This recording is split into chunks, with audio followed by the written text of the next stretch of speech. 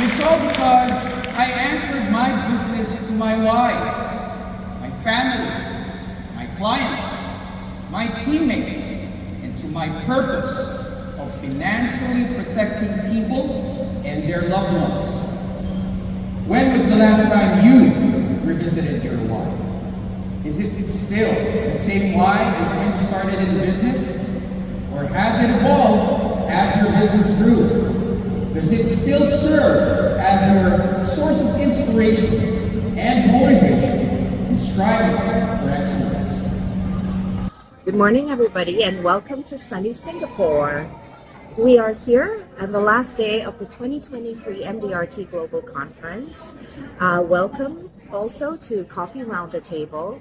As practiced, Coffee Round the Table, in Coffee Round the Table, we talk to speakers from the MDRT meeting. So we have now our guest speaker, Louis Jimenez, who actually for the past few Coffee Round the Table has been my co-host. But this time around, he's not. He's our speaker. He's our guest. And I'm excited to talk to him more about his gig on the MDRT Speaks on the main platform yesterday. Okay, Louis. Good morning. Good Jen. morning. How are you? I am good. Fantastic. You know, this is once a year we come together with all our MDRT friends and learn from each other. And I am extra excited on this trip because of your time. As am I.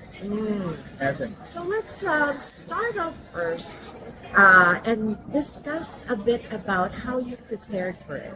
Sure. Because I know for a fact that you did a wonderful job. Thank you. You know, Thank you. and you own the stage, and a lot of people have already given you compliments, saying that it's as if you have been doing this for the longest time.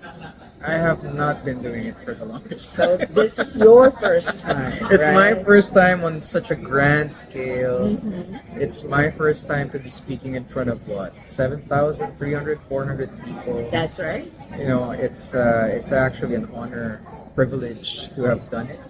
And again, you know, I will never grow tired saying it.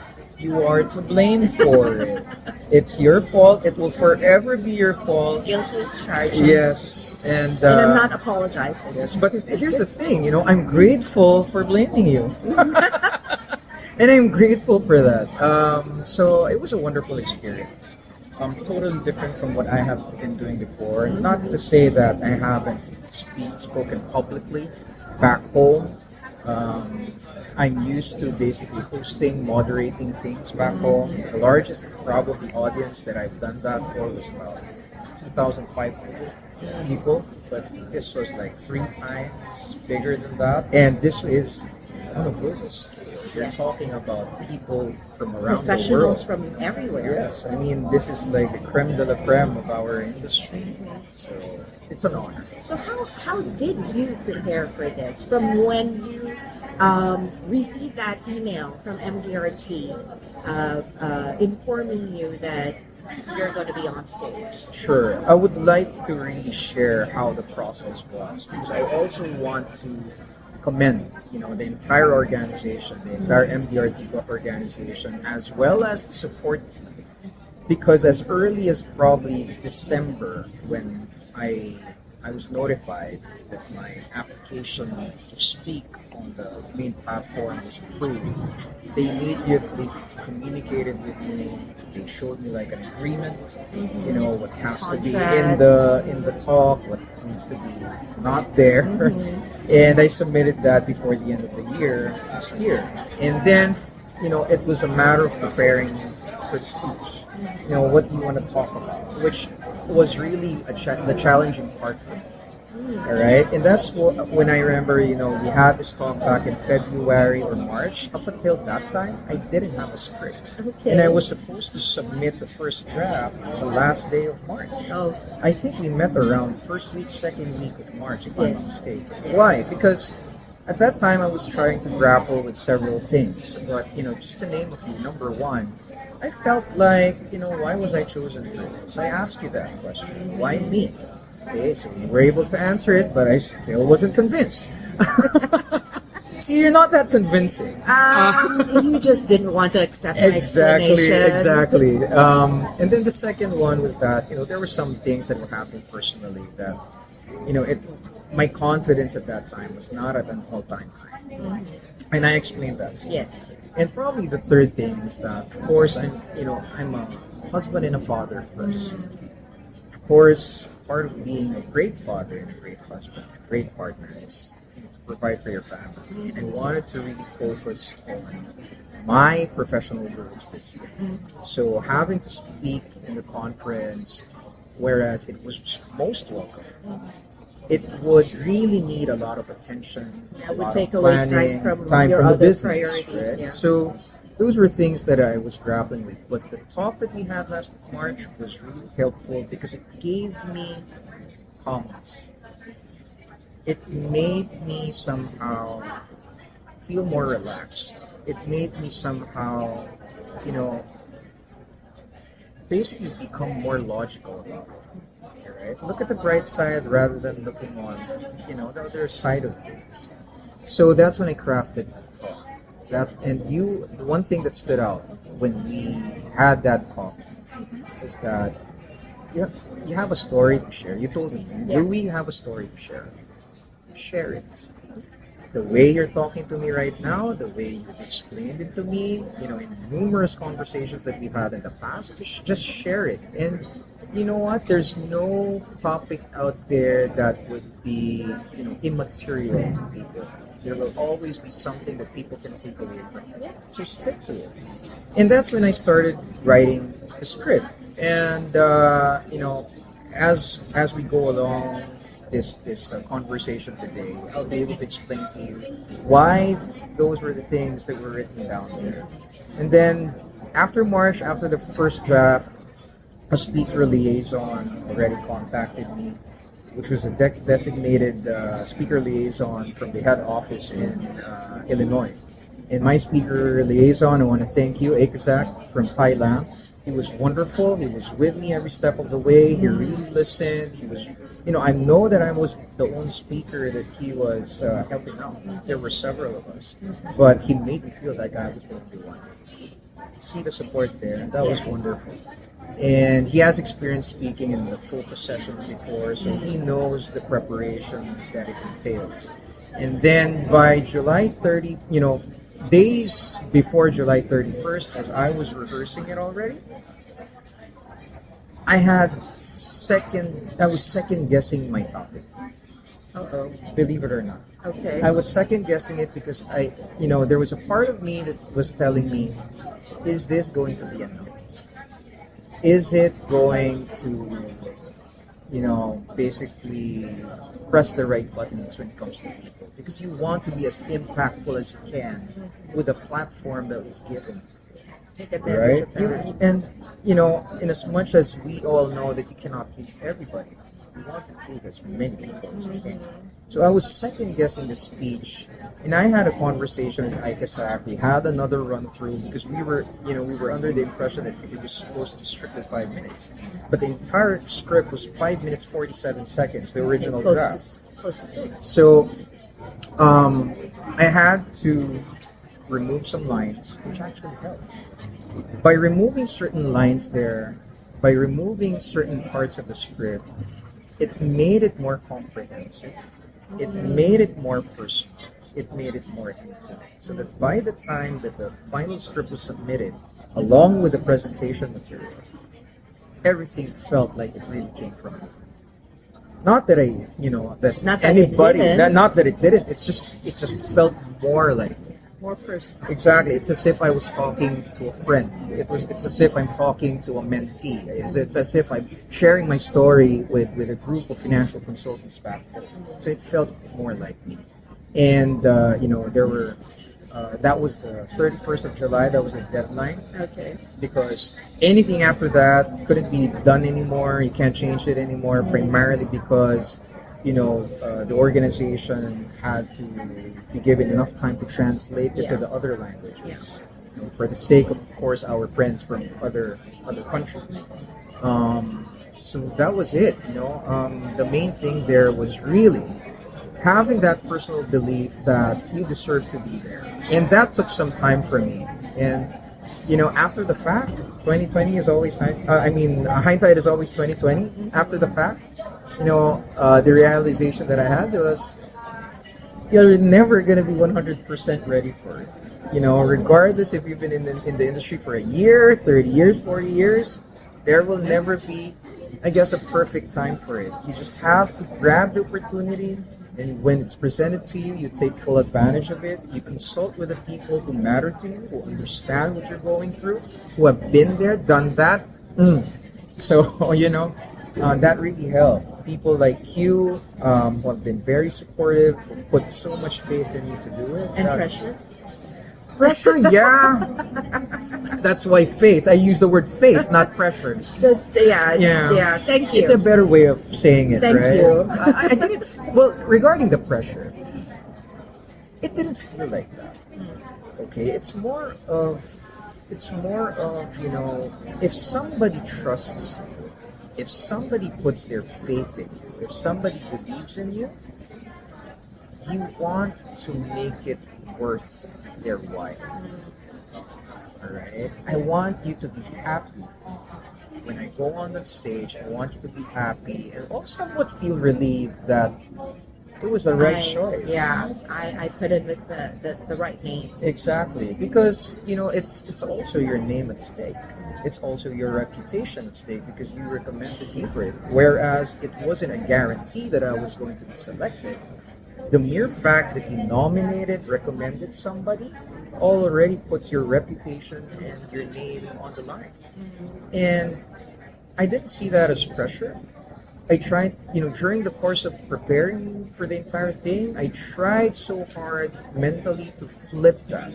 I just wanted to, do my best, create the best speech possible. And it's not really speech, it's really like, It's sharing, storytelling. it's storytelling. Yeah. And it's the best way to convey your message. Yes. You just share your story.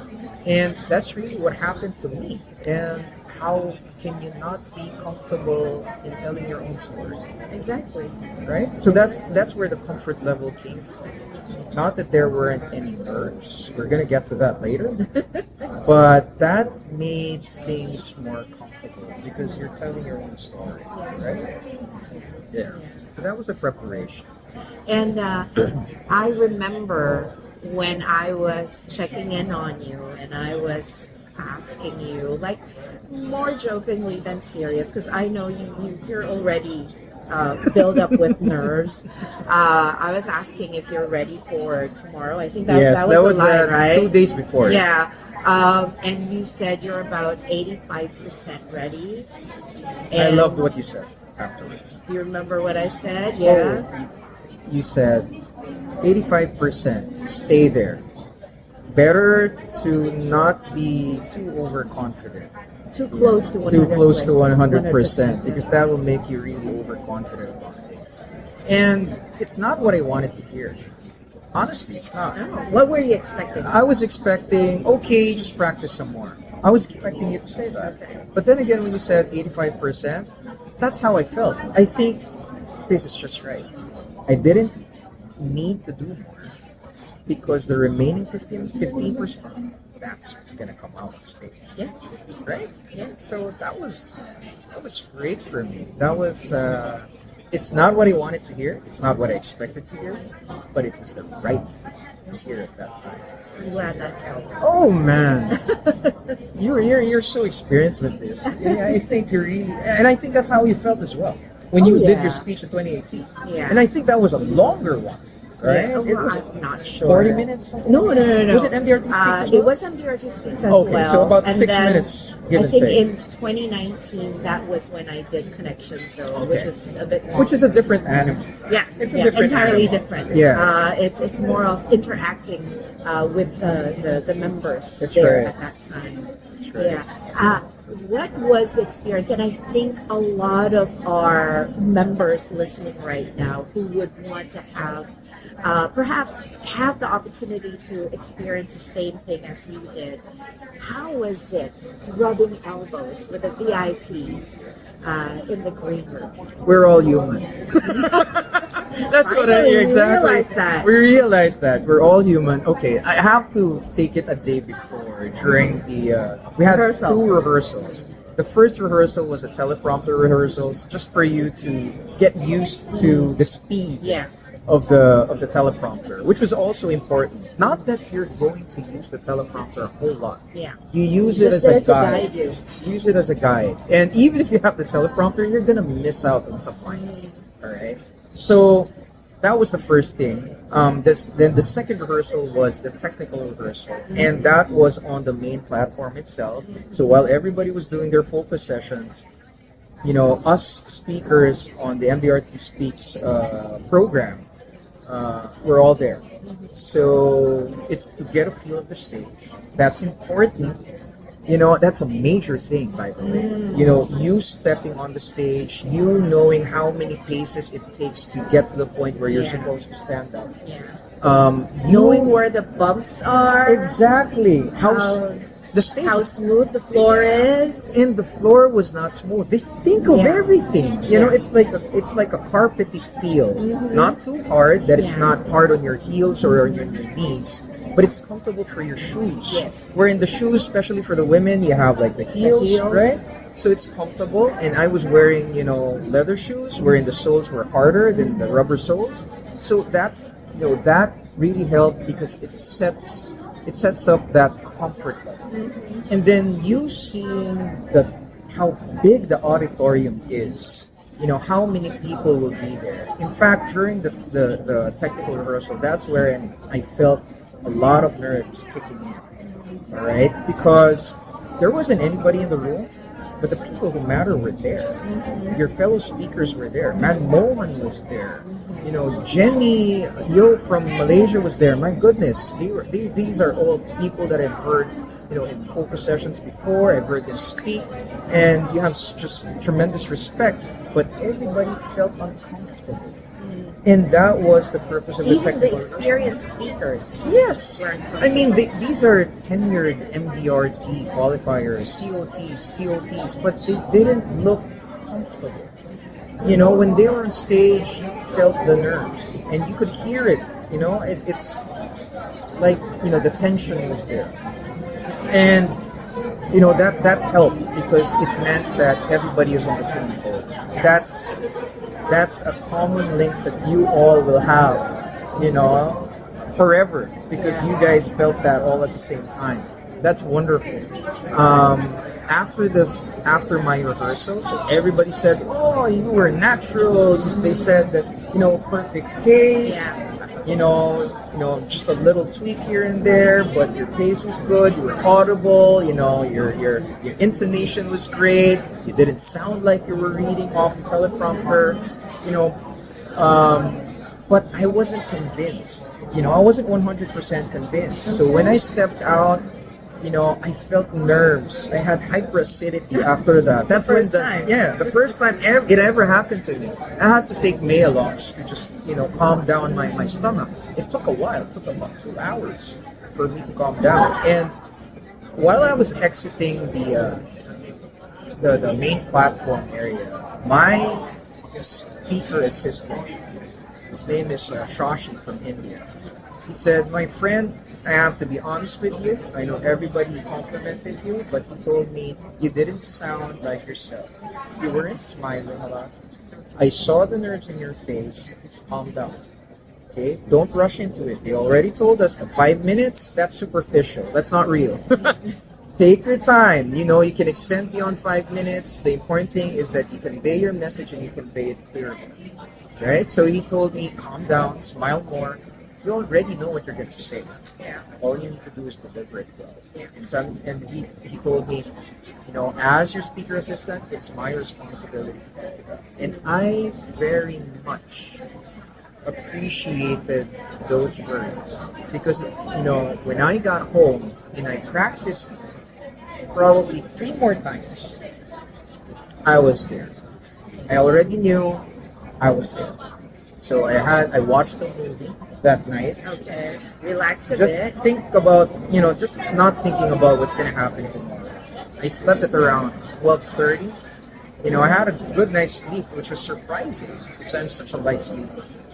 And I woke up, took a quick shower, rehearsed my script one more time while I was dressing up.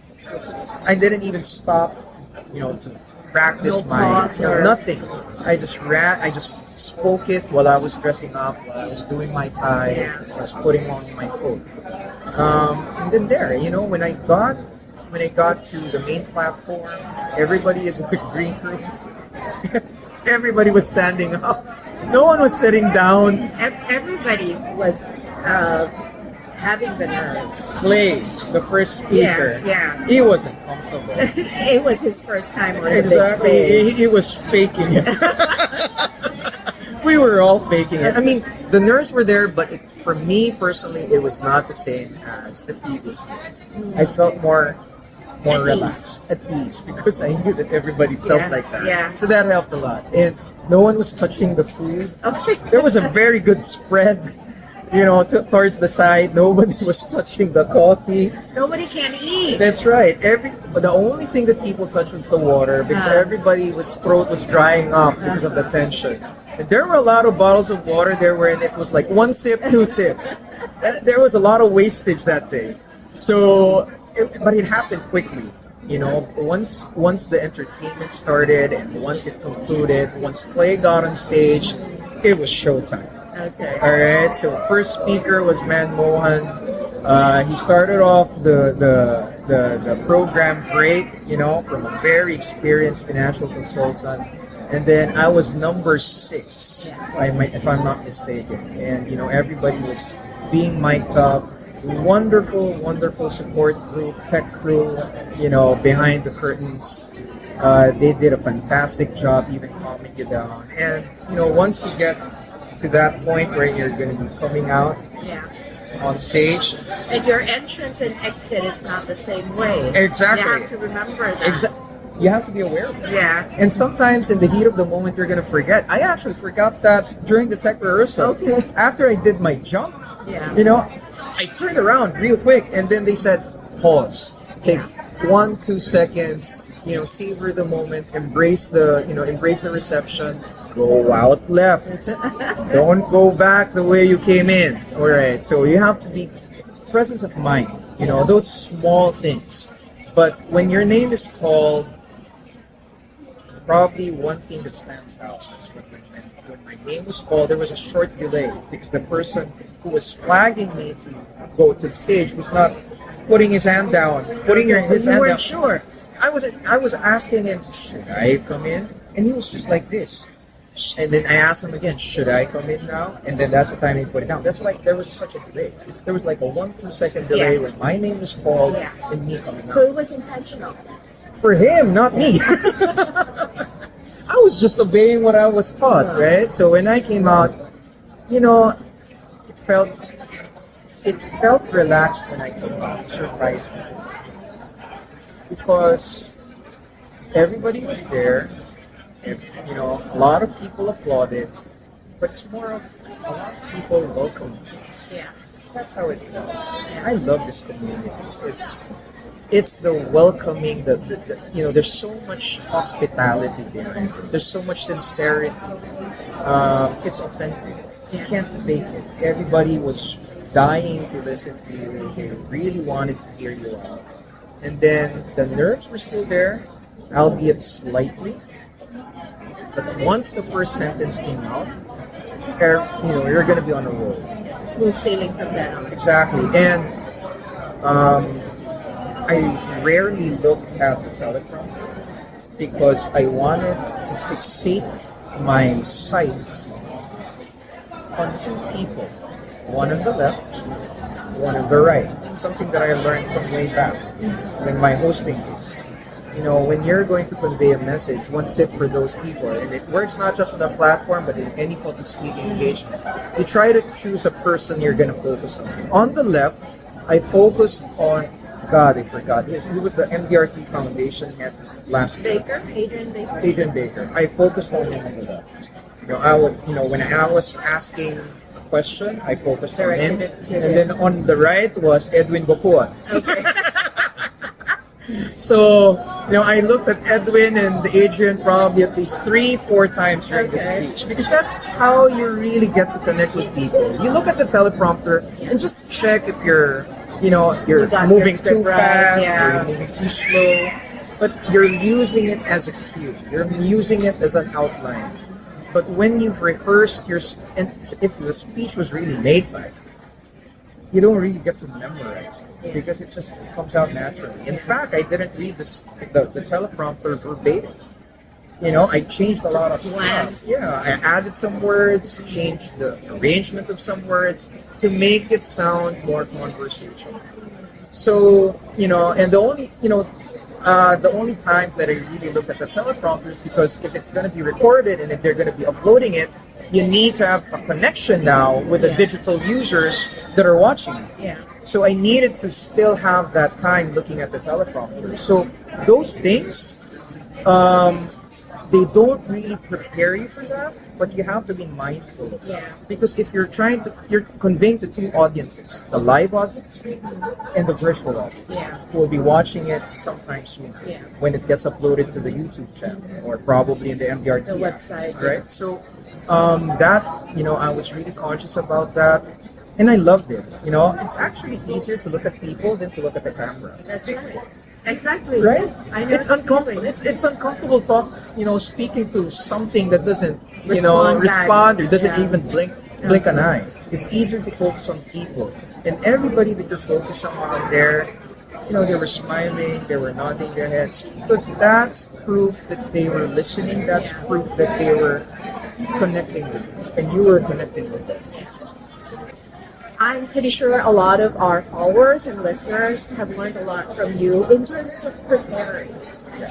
Now let's dive into your story. Sure. From the very start, I did say, use your story, tell your story, share your story, because that's what's personal for you. And from when you shared it with me that one time, and it all started when you told me about that trip you made with the kids and Gladys, your wife, to Boracay, and you stayed there for a month.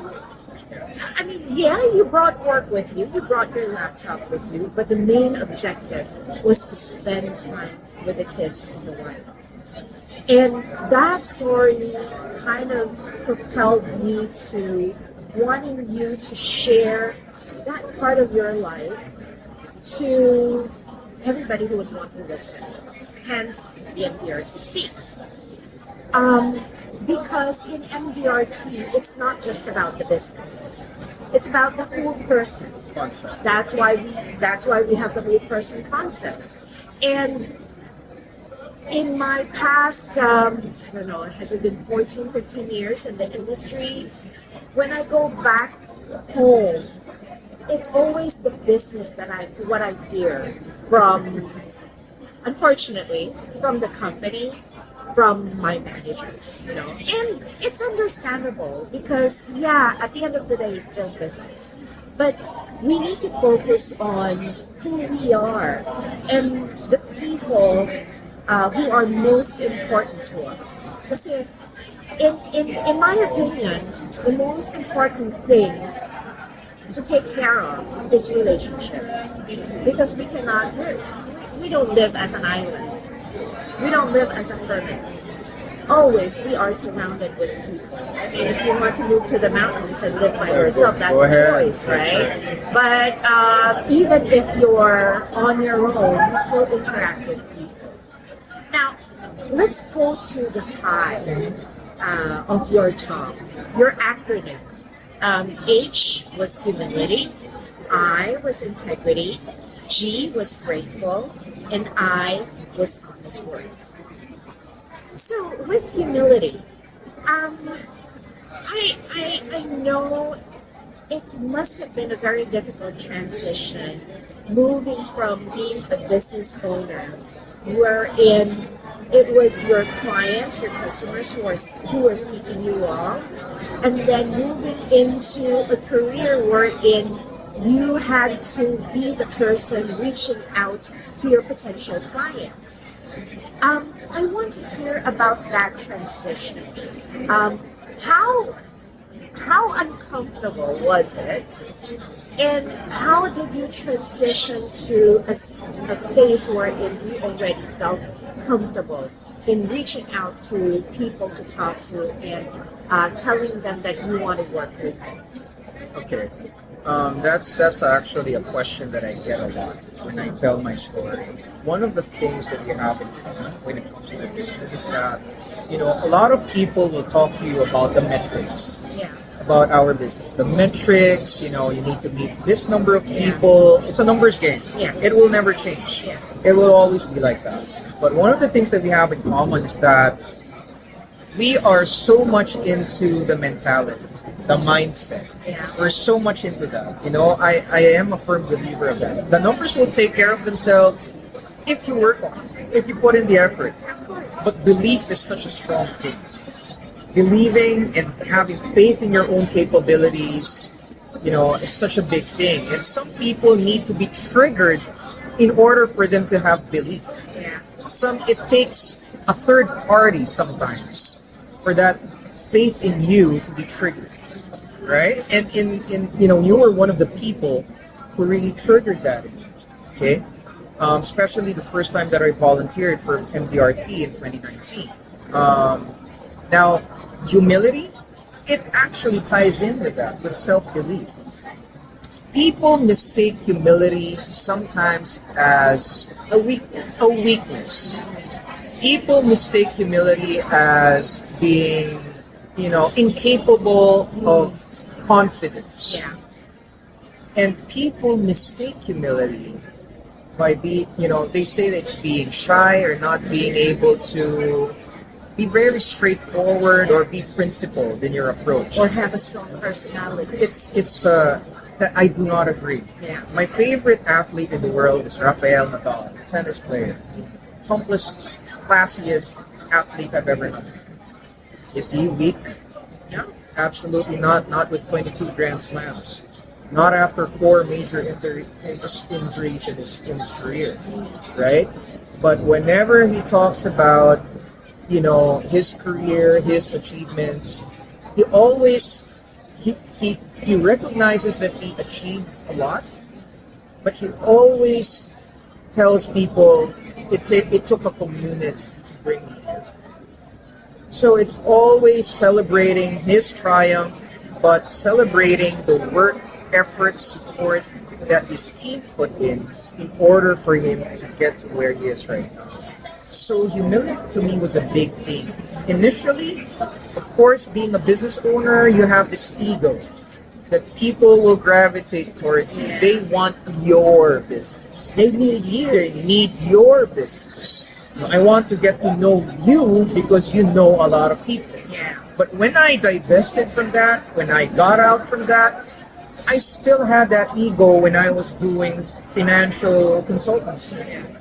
It took some time. In fact, when I started the business, for 3 straight months, I had no production because I leaned on my own understanding. I didn't listen to my mentors. I didn't learn a lot. I was still using old habits that I learned in my previous industry.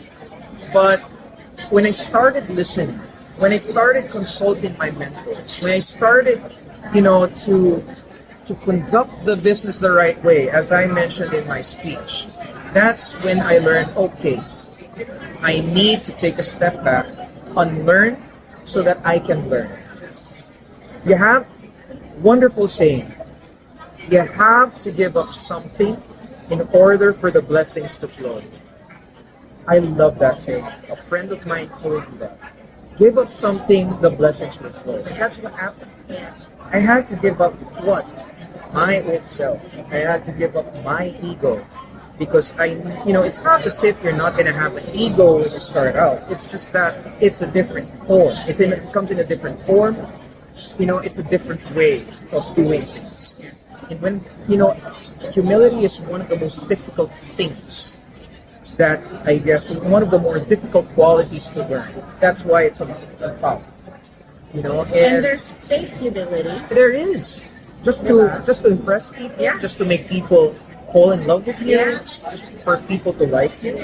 But you know, but that's not real humility. Real humility is knowing what your limitations are, knowing what you're incapable of, knowing your vulnerabilities.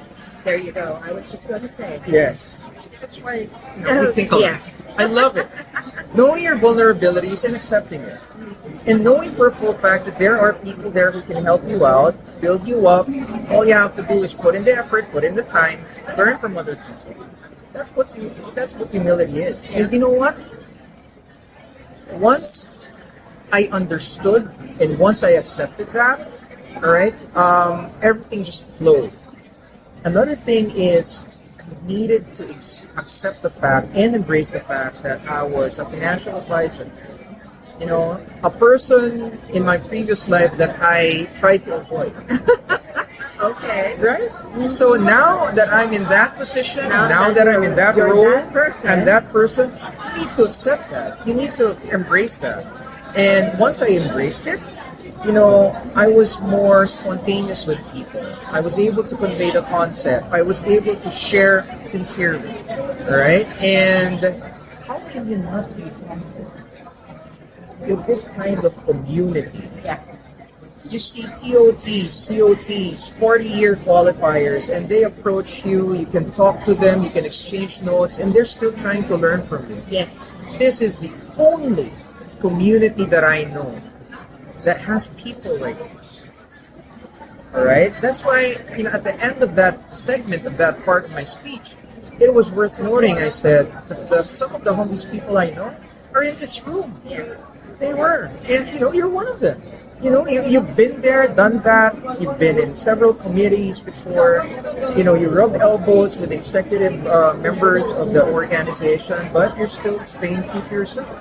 And I love that. I love that about the industry. So, humility, that's tops. And with great humility, that's how you develop confidence. There you go. Because you're learning from people. Yeah. All right? And what makes you confident is when you're fully equipped, full confidence in yourself. When you're continuously and you know, learning from people, you're taking away tiny bits of information and applying it. That's wonderful. That's wonderful.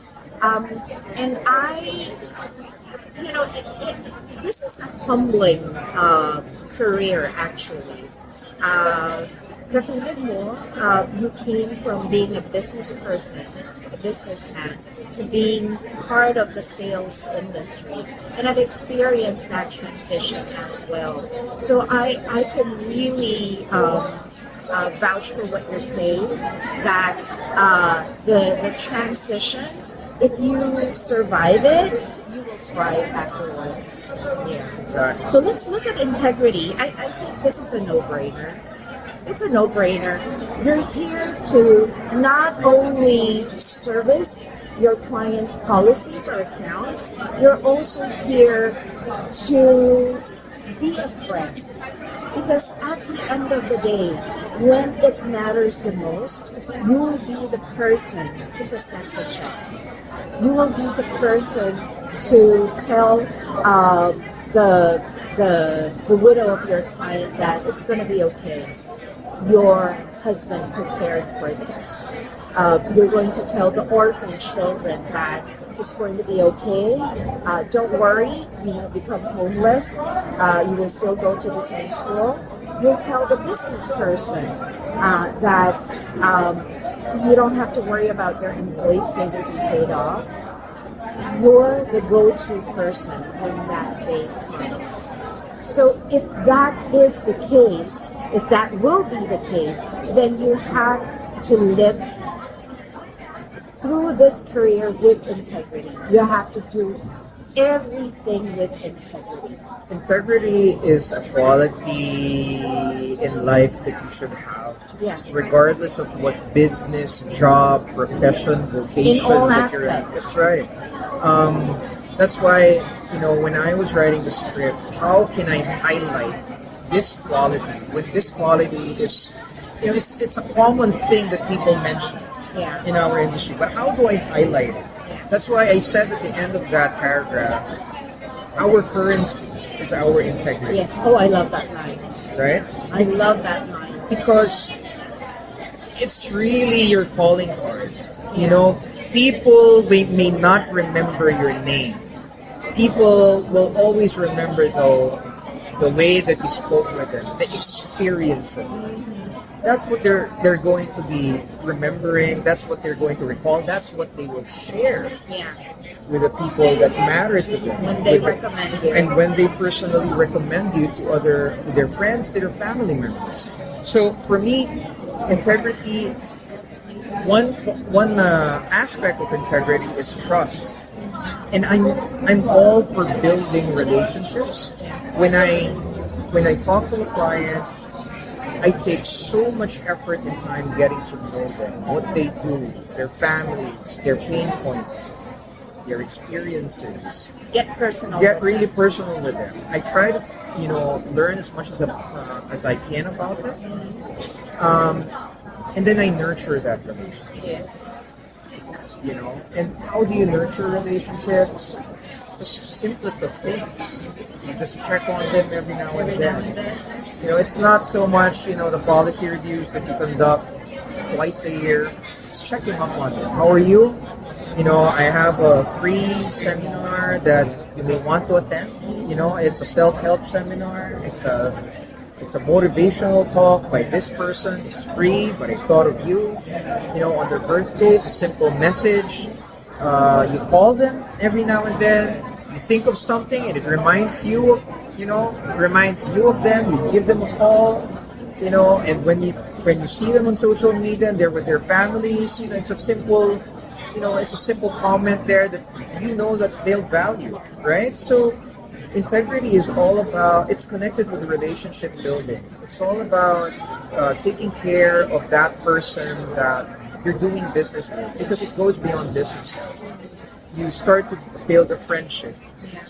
And this is a business wherein you start out as a client, advisor, and then it develops into a friendship. And next thing you know, somewhat you become family. Yeah. Right? So that's very important. It's kind of difficult to highlight it because it's such a common thing to say, but there has to be, there has to be a way wherein I was going to be conveying that, and people will stick to it and say, "Yep, that's really important. It has to be, at the top of my list." And you did. You did. Yeah. I'm grateful that people were able to receive it that way. That's the entire idea. I know. Lex is grateful. Now, it has always been parang a common thing that grateful comes after. Diba? Grateful comes after everything. And it's also common that you would be grateful if something good happens to you. But I've known you, I feel like I've known you forever. Kindred spirits. Yeah. And I know for a fact that you find gratefulness also in the challenges that you've experienced. Tell me more about that. You have to be grateful for everything that comes your way. And I get that from my father. I got that from my father. And probably my two older brothers. Why do I say that? My father is a survivor. He's a government employee of over 37 years. He didn't he provided for everything, but he didn't really have anything in excess. He was a survivor. That's how he would always label himself. He was a survivor. But he was always grateful. He was always happy with what he had. There were trials, challenges, there were highs and lows, successes in life, but he was always grateful. He never looked for anything more. Gratefulness is being contented. Yes. Contentment is such a difficult thing to achieve, to embrace, to accept, especially in this world. With the effect of social media, it's like there's so much out, so many things out there, there's so much to live for. Yeah. But sometimes, you know what? Take your time, pause a little bit, and it helps. Again, we talked about it earlier. You wake up in the morning. Are you gonna choose to be grateful? Yeah. Or are you gonna choose to be miserable? Are you gonna choose to count your blessings? Or are you gonna choose things that you don't have? Life is a choice. It will always be a choice. Yeah. And if you choose on the positive, you chose to be grateful already. And you haven't even done anything. You haven't even achieved anything. You just started your day. Exactly. And that sets you up for the entire day. I've had my fair share of difficulties in life. My lowest point was when I divested from my business. Well, months before I divested from my business, because it was chaotic both on the home front and on the business front. And it made my decision that more acceptable. I mean, divesting from the business, because I knew that it was a difficult decision to make, but it was the simplest one to make. If that makes sense at all. Yeah. Because I valued my family. I valued my relationship to my wife. I love my kids. I would do anything and everything. They're your why. Exactly. They're my why. They're my deepest why. And I was grateful for that opportunity. There was a time when I was starting this business. I had 50 pesos in my wallet. That ran for about a few weeks. I was meeting clients and I didn't have enough money in my pocket. Good thing my Starbucks card had load. And I was treating people to coffee, meeting with them, but I wasn't drinking any because I just told them that I'd been in the coffee shop for hours. So, I had 2 weeks in a 2-week stretch when I only had that much money in my wallet. So, but you know what? That was a blessing. That was, when I look back on it, it's such a blessing, and I smile, a big smile when I think about it, because I'm now living the life that I'm living because of that experience. And that's being grateful. It's because it makes everything so much more worth it than not having to go through it. And that's what I meant here. And you have to be grateful to the people that helped you get here. Your mentors. You have been so instrumental in my growth. And I've always been vocal about that. I let people know. And whatever I learn from you, I pass it on. The volunteerism, that spirit of volunteering, I pass it on. That's why I keep on recruiting new people to volunteer every year, because they need to experience what I experienced. They need to find other mentors. It's nice to have lots of mentors. I'm very grateful to my manager, because she really took the time and she had so much patience in me. I'm grateful to my brother who recruited me in the industry. I'm grateful to my family, my wife, my children, my brothers, because I transitioned rather late. I was 37 when I transitioned here. And the success was not immediate, but compared to others, it was rather quick. Right?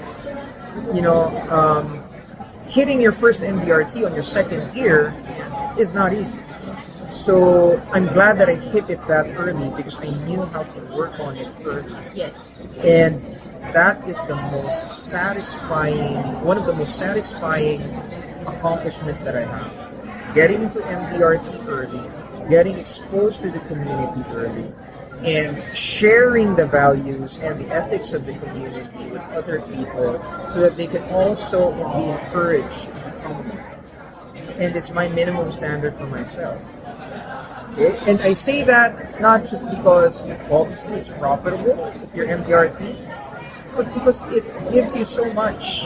Yeah. Look at this meeting. I mean, 7,000 members from all over the world. The most important learnings that I had were the conversations that I had with people when I was sitting on the table. Yeah. They'd sit, ask if the seat is vacant, and then we just engage in conversation. And then I put some pointers in my notes, and I'll remember that. That's gratefulness, people. And by being grateful, you become a bridge between the needs and the solutions of people, not only in this business. Yes. Gratefulness also, you can pay it forward by being a channel of opportunities for others.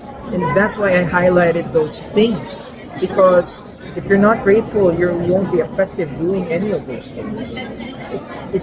You need to have that realization in you. right? And there aren't a lot of grateful people nowadays, especially. No, I'm not going to mention the generation, but Let's there not get into are that. there are a lot of people who are not grateful. But it's a choice. It's a choice. We do good to others what we do to others what good others have done to us. Kasi the golden rule is we do to others what others have done to us. I think putting a bit of tweak on that, it should be the good that others have done to us. Because if we experience bad things, if empathy speaks a lot here, we don't want others to experience the same thing. Okay, we're down to our last letter, honest work. And I think this kind of ties everything down because at the end of the day, whatever you do, it should be honest work, right? Yes. It's so easy to get lost in this business. Oh yeah, with all the recognitions and the trips and The income that you're earning, I'm not the kind of person. I'm not a self-promotion kind of person. It takes effort for me to put accomplishments on social media. online. Okay. It's necessary Yes. for marketing. It's necessary also so that you can convey a very good message to people. Yes. But I'm careful with it. I'm very careful with it because some people may view it as too superficial when it's not. That's not what you want to do. So the work that you do here, of course you have to work smart. You have to work hard. But you always have to put your client's best interests forward. That's number one. So true. And I learned that early on in my career. Be sincere in doing the business, look after their best interests, everything will follow. And that has happened to me. Honesty is, some people say that it's easy to be honest, but it's one of the more difficult things Oh, yeah. to do. It's not just being honest when you say you're not going to lie or anything like that. It's being honest to yourself. Yes. That's the hardest part. Yeah. Right? Being truthful to what your intentions are, what your thoughts are, what you want to happen, the results that you want, out of it. Yeah. That's difficult. And, that's why there's a fine line between being successful and still thinking of, the entire picture when it comes to your clients. All right? There's a fine line. You want to go for your numbers, but do not let the numbers go between you and your clients. That is so true. Right? So, I'm very careful with that. It's a thin line. Oh my! It's a very thin It takes discipline to do that. Yeah. It takes great discipline, great responsibility to do that. And you know what that line is? That's honesty. Yeah. That's truthfulness. Yeah. Right? And the other H that I mentioned there is, the humanity in you being a person. It's so easy to get lost nowadays. AI is, it's such a great disruptor of things. Yes. But then again, people will always search for somebody who has heart. People will always search for a person, especially in our industry. And it's, humanity is something that we all share, something that should not disappear. It's something that you have to be conscious about day in and day out because, you could be the smartest guy in the world, you can be the most technical guy in the world, but you're never ever gonna get anywhere if you don't know how to empathize with people. You have to be able to know how to put yourself in other shoes. Yeah. And that's being human. Machines can't do that. No. Right? You have to know the pain points of people. You have to know, the mentality, the emotional state that led them there, so that you can somehow offer solutions that can help. And sometimes the solutions that you offer as a financial advisor doesn't have anything to do with your programs or your services. Yeah. Sometimes it just takes humane communication. just conveying a very good message. Yeah. And that sets them up to probably reaching out to you in the future and telling you, I'm ready. Right? Delayed gratification. But, it comes from here. I guess it also helps that I'm such a loving person. Yes, I that care. you are. I care for people a lot. I care for what they feel, what they think. That it comes out naturally for me, but I know that not everybody is built that way. They're kind of reclusive when it comes to their emotions. It's very close to them. They don't express it, but I care about people, and that I think that's a very integral part in doing this business. You really have to care for people, what's going to happen to them, and I learned that in this business. The other business that I had before, it was fighting tooth and nail every day. You can't put your emotion there. And your client sees through you. Yeah. I really believe that if it's a fake front that you put up, and no matter how hard you try to make it come out as natural, your client will see through you. People will see through you. They'll be able to tell. Yeah. And it's a lifelong business. Yes. It's a business for ages. It's a generational business. Wherever you are in your career, it doesn't matter what age you are, you're going to be servicing somebody older than you, somebody of the same age, somebody younger than you, right? So you're going to be taking care of so many people. And if you want to take care of them, you really need to put your mind, your heart, your soul into what you're doing. Yes. It really takes a piece of you, a major piece of you to make that work. That's wonderful. But unfortunately, that's all the time we have. Yeah, we have to volunteer after. We have to go to volunteer. Thank you so much, Louie. And thank you for being such an inspiration as well. I don't care whatever you say that I'm your mentor or whatever. No, you are an inspiration. And I'm pretty sure everybody listening to us will think the same way. We'll agree with you. And I wish you the best of luck. Many more blessings to come. You have finally got to meet Gladys. Beautiful wife. You're a lucky young man. I am. And I'll see you later at the platform. All right. Thank you for having me. All right. Thank you for guesting. You're welcome. I'll be going back to my moderator status in the next series. But everybody, thank you for tuning in. Thank you for listening. It is our hope, both our hope, that whenever we do this, we touch something, and you guys get to learn something. Right. Take bits of what you learned here, apply it to your own lives, apply it to your practices. Yes. And you know what? Make other people, impact other people positively. Try to make a positive impact on people. Right? God bless everybody. Take care. Bye-bye. Bye.